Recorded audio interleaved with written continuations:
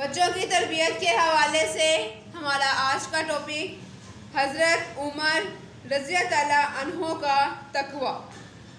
حضرت ایاس بن سلمہ اپنے والد حضرت سلمہ سے نقل کرتے ہیں کہ انہوں نے کہا، ایک مرتبہ حضرت عمر بن خطاب رضی اللہ عنہ بازار سے گزرے، ان کے ہاتھ میں کوڑا بھی تھا۔ انہوں نے آہستہ سے وہ کوڑا مجھے مارا جو میرے کپڑے کے کنارے کو لگ گیا، اور فرمایا، راستے سے ہٹ جاؤ۔ جب اگلا سال آیا تو آپ کی مجھ سے ملاقات ہوئی۔ مجھ سے کہا، اے سلمہ، کیا تمہارا حج کا ارادہ ہے؟ میں نے کہا، جی ہاں۔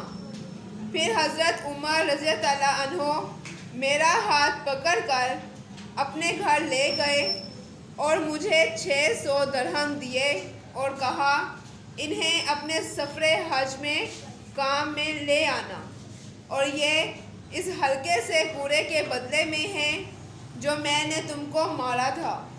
میں نے کہا، اے امیر المومنین، مجھے تو وہ کوڑا یاد بھی نہیں رہا۔